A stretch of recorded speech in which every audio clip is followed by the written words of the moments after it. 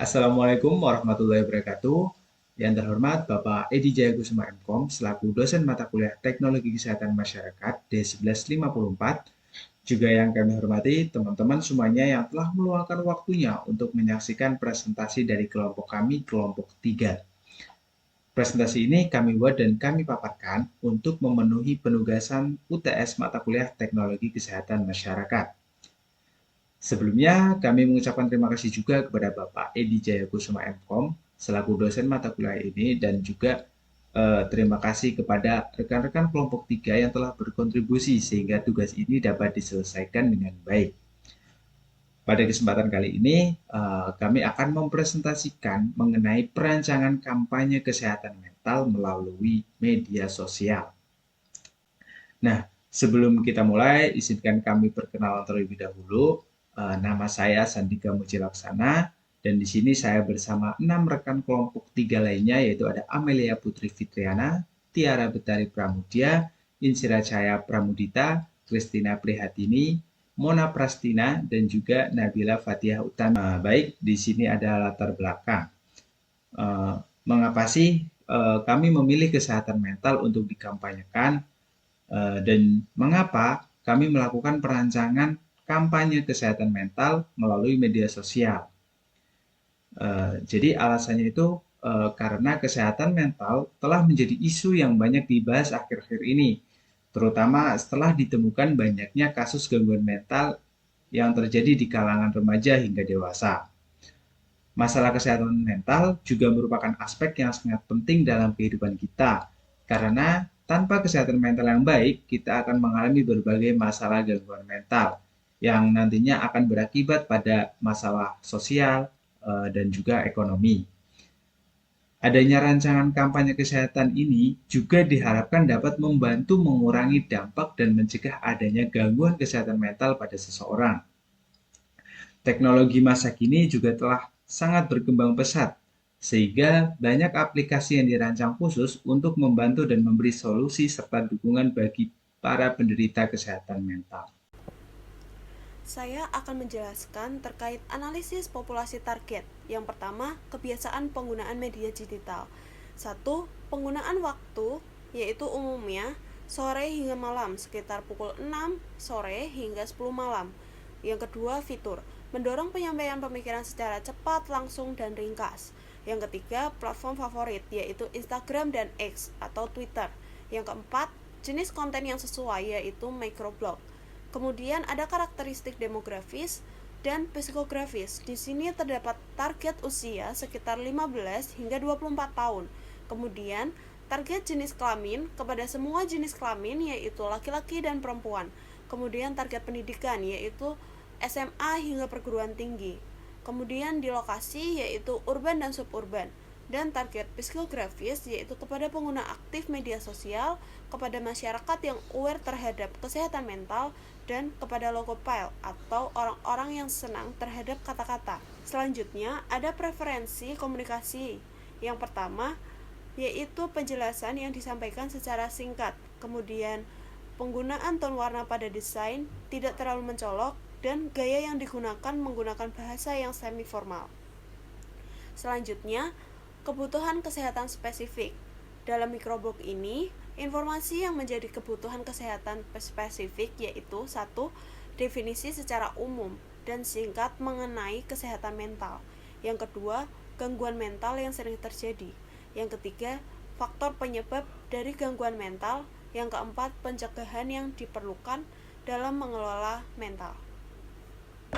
Baik, selanjutnya kita akan membahas mengenai strategi marketing. Media digital yang digunakan pada kampanye kesehatan mental ini berupa platform Instagram dan X atau Twitter. Alasan kami memilih kedua platform tersebut karena target audiens cenderung menyukai konten-konten ringkas dan menarik. Selain itu, kedua platform tersebut mudah diakses oleh audiens, sehingga sangat cocok dengan jenis konten yang telah kami rancang sebelumnya. Selanjutnya, strategi yang kami gunakan salah satunya dengan memposting konten secara tepat waktu pada masing-masing platform. Kami memposting konten di Instagram pada pagi hari sekitar pukul 9 waktu Indonesia bagian Barat, Lalu, sekitar pukul setengah 10 kami juga memposting konten pada akun X kami. Selanjutnya, pada teknik SEO yang kami gunakan untuk menjangkau audiens lebih luas adalah penggunaan keyword dan hashtag dalam konten yang kami posting. Keyword yang kami gunakan dalam konten kami adalah kesehatan mental dan kenali stres dengan bijak. Selain itu, terdapat beberapa hashtag yang kami gunakan untuk mempermudah audiens dalam menemukan konten kami seperti hashtag peduli mental kita, hashtag kenali stres dengan bijak, hashtag mental health, hashtag kesehatan mental remaja, dan hashtag mental Indonesia. Baik, pada slide ini saya akan menjelaskan mengenai pengembangan konten, yang mana kelompok kami menggunakan dua platform, yaitu Instagram dan juga Twitter. Di Instagram, kami memanfaatkan desain infografis sebagai media untuk menyalurkan informasi mengenai edukasi kesehatan mental, yang akan kami bagi menjadi 5 slide, yang setiap slide-nya akan membahas mengenai poin-poin spesifik. Untuk slide yang pertama berisi tentang judul dan juga ilustrasi, kemudian di slide yang kedua berisi pengenalan kesehatan mental, di slide yang ketiga berisi gangguan kesehatan mental yang sering terjadi, di slide yang keempat berisi mengenai faktor penyebab atau faktor yang mempengaruhi kesehatan mental, dan yang terakhir berisi mengenai tips pencegahan kesehatan mental. Sedangkan platform Twitter, kami menggunakan desain thread yang akan kami bagi menjadi 5 cuitan juga, dengan informasi yang juga sama dengan infografis yang ada di platform Instagram. Selanjutnya, pada slide ini terdapat desain infografis yang sudah kami buat dan juga kami posting di Instagram. Dan untuk kalian yang ingin melihat postingan kami secara langsung di Instagram, kalian bisa scan QR yang ada di slide ini. Kemudian ini adalah tampilan postingan kami di Twitter, yang mana bisa kalian lihat secara langsung dengan scan QR yang ada pada slide ini. Nah, masih membahas mengenai pengembangan konten, yakni kebiasaan penggunaan media digital.